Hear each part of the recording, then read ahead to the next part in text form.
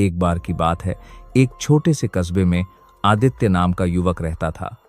वह एक सपने देखने वाला लड़का था, लेकिन एक बड़ी कमजोरी उसमें थी। वह हर काम कल पर टाल देता था।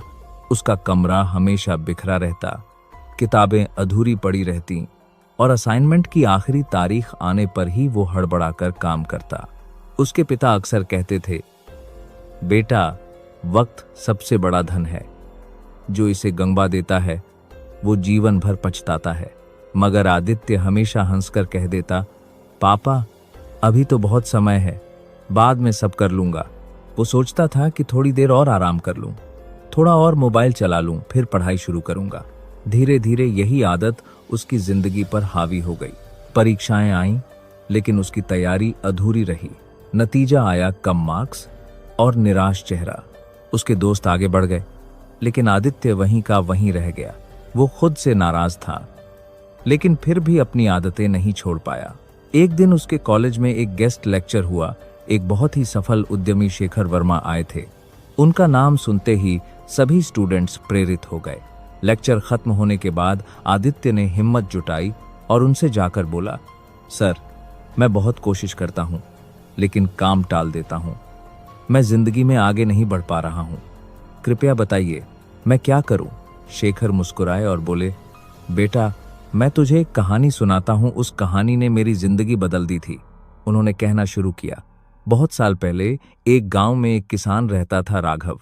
वह मेहनती तो था, लेकिन हमेशा सोचता था, आज नहीं कल कर लूंगा।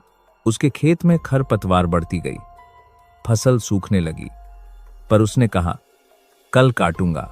एक दिन गांव में एक व्यापारी आया और बोला, राघव, अगर तुम अपने खेत की फसल आज शाम तक बेच दो तो मैं 2 गुने दाम दूंगा। राघव खुश हो गया, लेकिन बोला, अभी बहुत गर्मी है, डड़ा ठंडा होने पर जाऊंगा। वो दोपहर में सो गया। जब उठा तो शाम हो चुकी थी। वो भागता हुआ खेत पहुंचा, पर व्यापारी जा चुका था।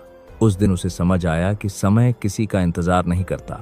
शेखर ने आदित्य की आंखों में देखा और कहा, बेटा, जिंदगी भी उसी व्यापारी की तरह है जो मौके देती है पर इंतजार नहीं करती। ये सुनकर आदित्य चुप हो गया। घर लौटते वक्त वह बस में खिड़की के पास बैठा रहा। बाहर सूरज ढल रहा था और उसे वो कहानी बार बार याद आ रही थी। रात को उसने अपना फोन दूर रख दिया, टाइम टेबल बनाया और खुद से वादा किया, अब मैं वक्त का गुलाम नहीं, मालिक बनूंगा। अगले ही दिन से उसने अपने रूटीन में बदलाव शुरू किया। सुबह जल्दी उठना, रोज थोड़ा थोड़ा पढ़ना और काम